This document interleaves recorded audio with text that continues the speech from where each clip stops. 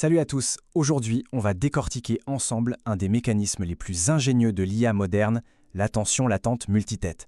C'est en grande partie grâce à cette technologie que des modèles comme DeepSeek V2 arrivent à être à la fois surpuissants et étonnamment économes. On commence direct avec un chiffre qui claque, 93,3%. Qu'est-ce que c'est? C'est la réduction. Oui, la réduction absolument dingue de la taille du cache mémoire, le fameux cache KV que DeepSeek V2 a réussi à obtenir. C'est un gain d'efficacité monumental. Et ça soulève tout de suite une question.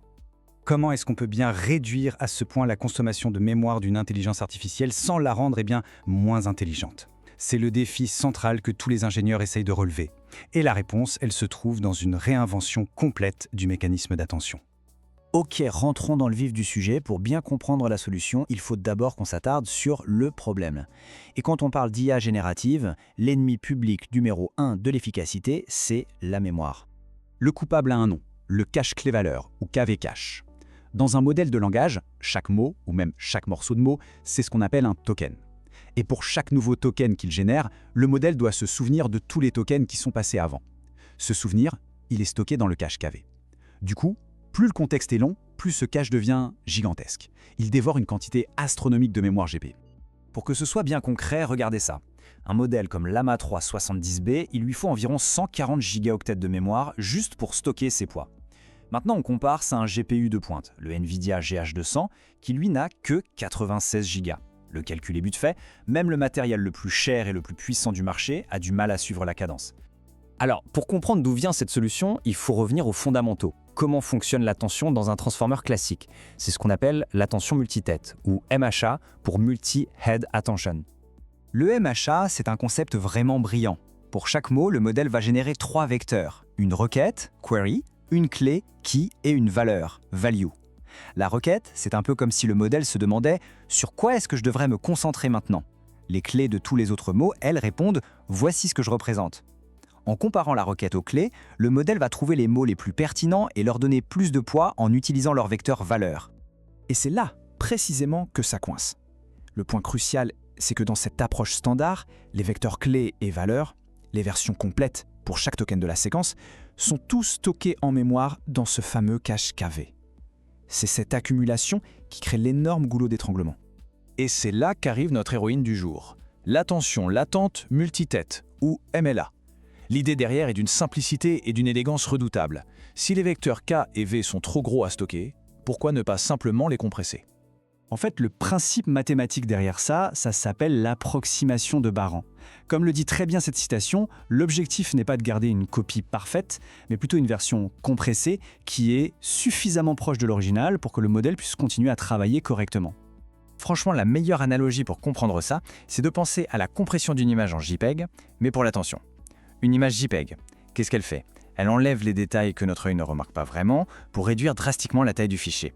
Eh bien, la MLH fait exactement la même chose, mais avec les vecteurs d'attention. Elle ne garde que l'information la plus essentielle. Et cette compression, elle se fait dans ce qu'on appelle un espace latent.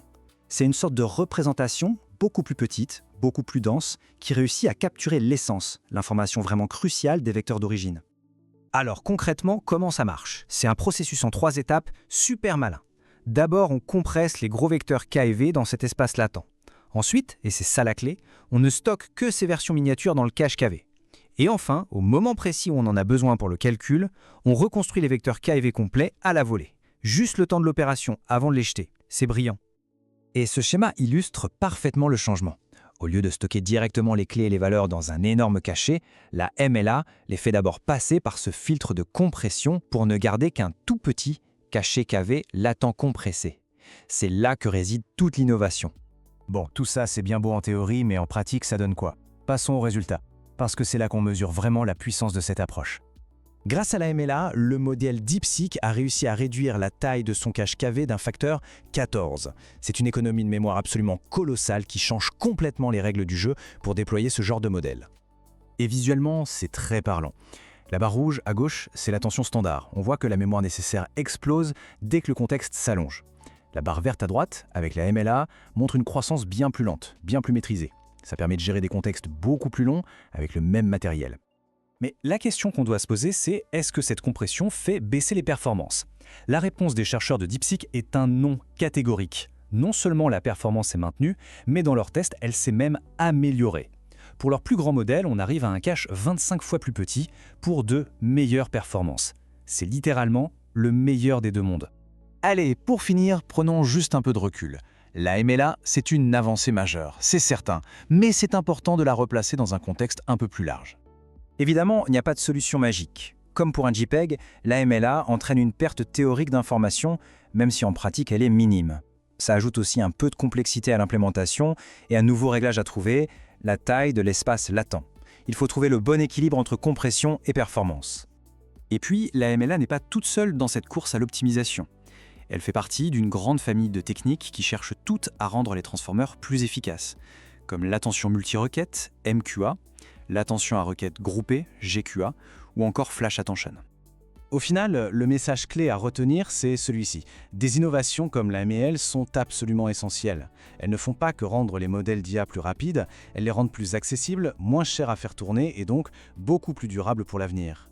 C'est une étape fondamentale pour démocratiser l'accès à une IA vraiment de pointe. Et tout ça nous laisse avec une question assez fascinante pour la suite.